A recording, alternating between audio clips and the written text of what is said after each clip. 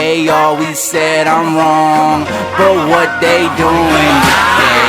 I think they want me gone, but I ain't going away. They told me I was wrong, but look at my ass today. Da da da da da da da da da da da.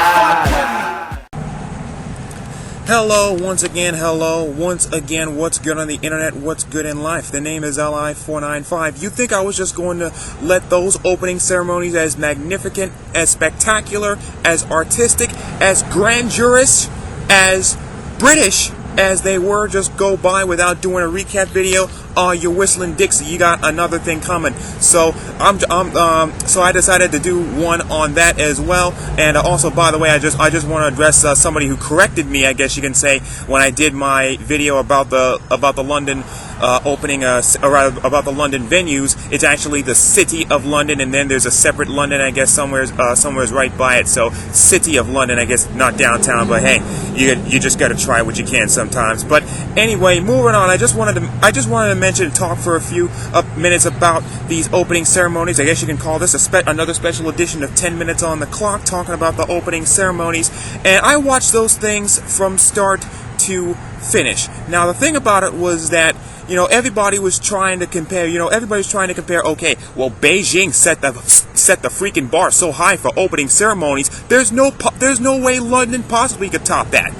Well, these London opening ceremonies were headed by a guy named Danny Boyle. He was the guy who directed Slumdog Millionaire. That's what most people know him for. He directed Slumdog Millionaire. And a lot of people are going, well, what does Danny Boyle have in store for these Olympics? So, there was a lot of details, somewhat. A lot of it was leaked through Twitter. I tried not to read a little bit too much into it until the last day when the opening ceremonies actually happened, and NBC decided to actually air them live, and I'm going to get into that by the end of this here video. But those opening ceremonies were very grandiose. They were great. The farm animals that were there, the countdown, the digital countdown that they had, it was very modern. It was not like previous opening ceremonies where it's just, it's like, it feels like Athens in 1896 all over again. It was very modern. It was definitely reaching out to the younger population of London, and definitely to the younger population of the world. I mean, the London 2012 logo is Inspire a Generation.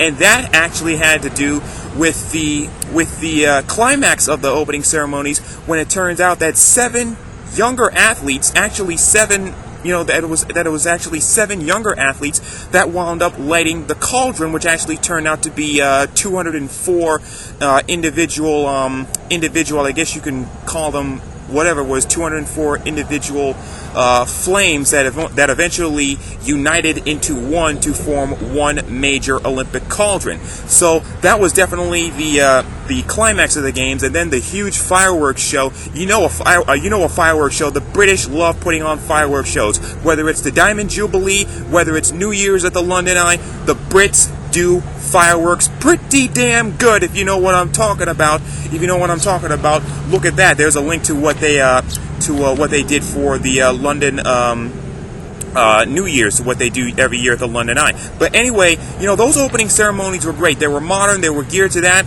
They had the tribute to the Industrial Revolution, and the fact that they had all those workers that eventually were all their hard work eventually led to the creation of an Olympic ring. And then you had the 5 Olympic rings that were coming from different areas of the stadium that eventually united into one, and when they did, there were pyrotechnics coming downwards from that. So definitely a great production there on that part of it.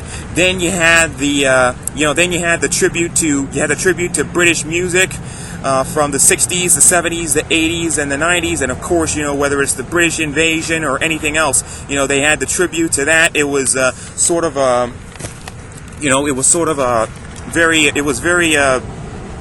very modern. It was definitely geared to that sort of population when you talk about the British music, and it's definitely British culture.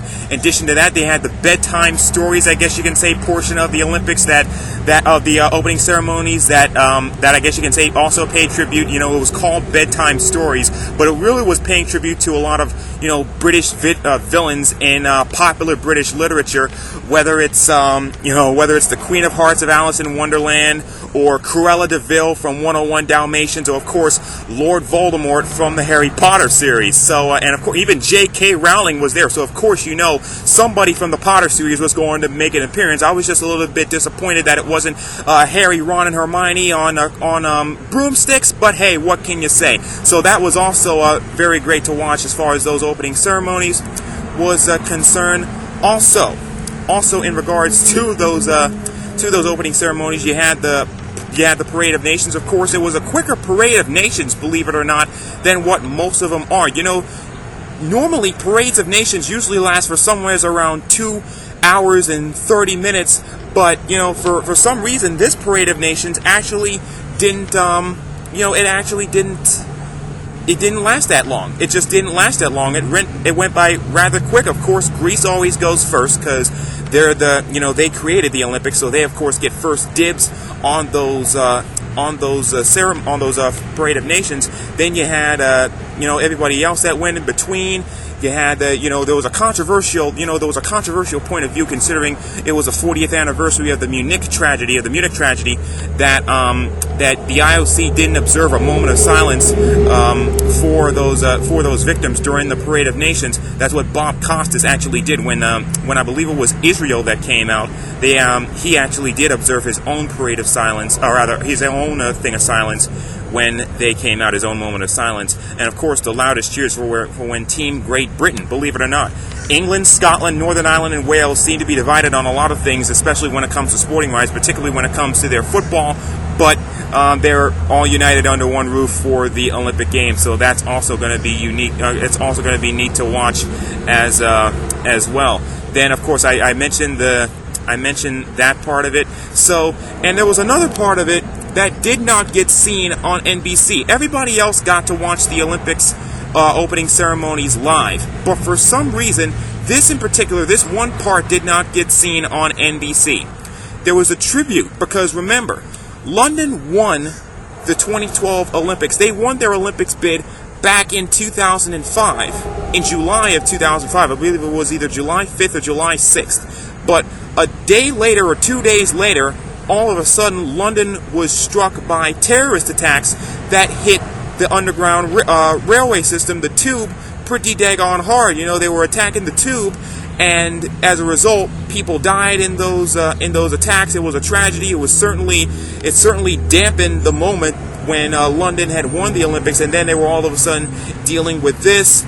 I believe that there was a huge economic or global summit that was also in London at the time, so maybe they were going at that time, but certainly it was a tragic moment just 24 to 48 hours after they had won the Olympics, and after London was already getting excited about the prospect of hosting those Olympics 7 years from now, if you talk about back in 2005. But you had that going on, and believe it or not, for some reason it was not shown live on NBC. So there was a lot, that was not shown on NBC, believe it or not. And this is the last part I want to get to before I close this baby out. NBC blew this one big time. Now, they may be able to bank on their live streaming of all the Olympic events via the internet, but let's face it, NBC for these opening ceremonies blew it. BBC aired them live. CTV, who is in the same time zone, and by the way, this is going to be CTV's last Olympics because they're not renewing their contract with the IOC after this year. They showed the Olympics live at 4 p.m. Eastern Time when they aired in London at 9 p.m. Eastern Time. But for some reason, NBC, all they wanted to do was fondle sponsors, not to mention schedule commercial breaks at all the possible wrong moments. NBC gets no higher than a D-, and perhaps maybe even an F for their coverage of the opening ceremonies. Step your game up, NBC, because now you got a lot of people calling for you all of a sudden to no longer host the Olympic Games, but hey, they got them until 2020, so what can we do? Maybe Fox or CBS can come up with better bids by that time. So that's just my, I guess you can say, abridged or abbreviated. Not too much of a recap, but doing the best I can recap of the London 2012 opening ceremonies.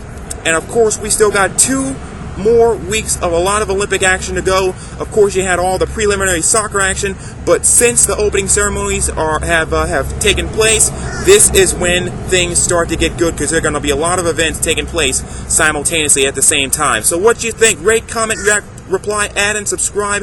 Look forward to reading your comments. As always, I'm just one guy talking about nothing. So until next time, this has been another special edition, another special Olympics edition of 10 Minutes on the Clock, recapping London's opening ceremonies. See you on the internet someplace. It's real sports talk, 10 minutes on the clock.